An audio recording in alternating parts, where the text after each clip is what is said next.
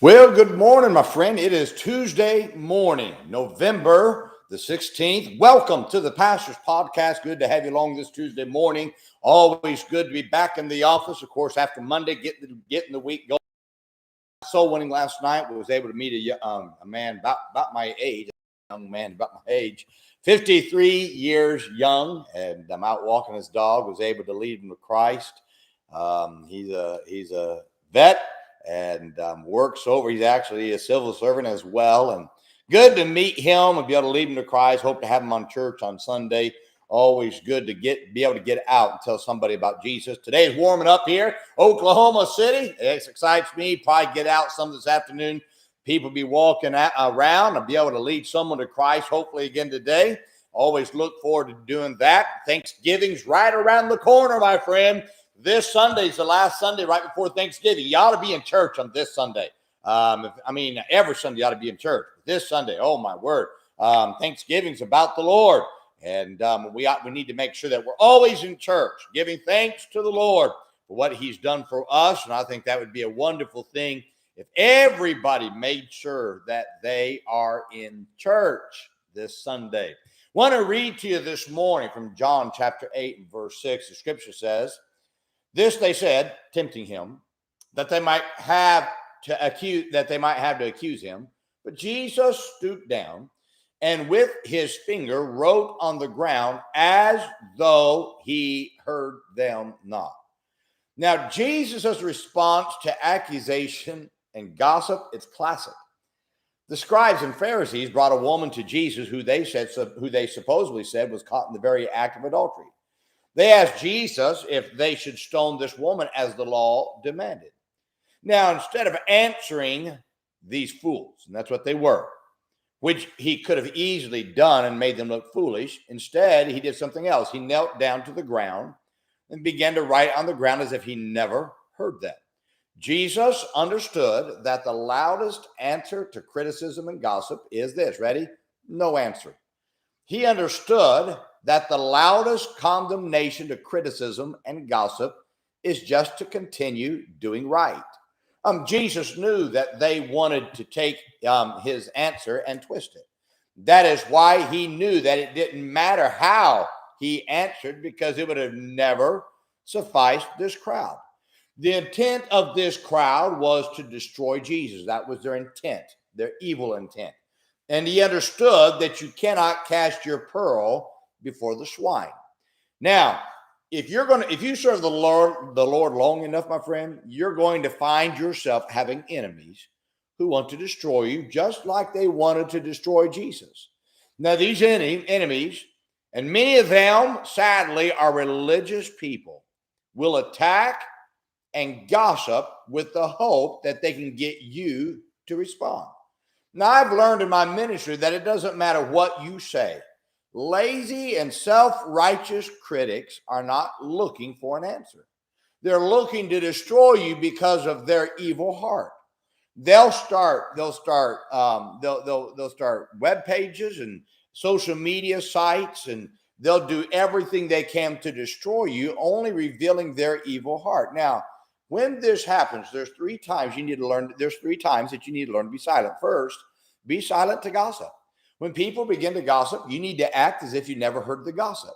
A gossip wants your response because it feeds their ego of how much they know about everything, even though they know so little about everything. Now, the best way to silence gossip is to act as if you have never heard it. Now, there's no fun to spreading gossip when someone doesn't respond. Now, we could rid ourselves of gossips if everybody who heard gossip just didn't respond, just kept on going, acted like you didn't hear it. Now, second, you've got to be silent to criticism. Just because someone disapproves of how you do something doesn't mean that you should respond. The purpose of the critic's criticism is to justify their lack of doing right. So the only thing they can do is criticize with the hope that you'll stop doing the right that convicts them. You see, you have to understand the world is filled with critics. And a critic is a critic because they're not doing anything themselves. I've learned that when I'm busy doing what I'm supposed to do, that I won't have time to criticize or respond to the critics.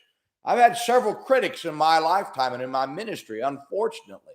But my response has always been, why even let them know that I even know what they're saying? And most of the time I don't. It's everybody else telling my friends. You have to understand, I'm just silent. I just keep going. I'm just winning souls. Don't respond to the critic. Third, be silent to attacks.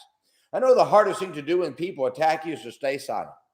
But I've learned from experience that when you act, or if you act as if you didn't hear, that does more to silence those attacking. You see, the attacker wants you to respond, so that they know they got under your skin. The reason why they are attacking is they hate you. They're convicted by what you're doing. And responding as if you did not hear them always takes the pleasure of their attack away. Now, the best response to these three things is simply this: keep doing what you're supposed to be doing. You'll do more to silence the gossip, the critic, and the attacker by letting your works speak for you than you'll ever do by responding. I've learned that when you respond, and I just don't respond in the ministry on these things, but my silence, man, it irritates the fire out of these people. And that's okay. I don't mind. You see, the one thing these people cannot answer is God working through you. They can't do that. So the next time people gossip, criticize, or attack you, you just keep doing what you're supposed to do. And that'll do more to silence them than any verbal response to do. Listen, I believe in the old paths. And people attack the old paths regularly. They attack what I'm doing. But you know what they can't say? They can't attack. The church is growing. People are being saved. People are being baptized. Lives are being changed. How do you answer that? See, you just do what you're supposed to do. My friend, what God does through you as you do right will make the attackers, the gossips, and the critics look so foolish that people will stop listening to them, because now your works of what God's doing through you silences them. I can think of some of my good friends in the past, my pastor from the past, Dr. Jack Hiles. People attack, people criticize. Then he just kept on building the work, and his works made the critic and the gossip and the attacker look foolish, and God eventually took care of them, and he will. But I'm just saying this: you just keep doing right, my friend. I know gossip, I know criticism, I know attacks never feels good, because you know your heart. You know you're trying to do right, but you can't come down from the wall. Don't lower yourself to them.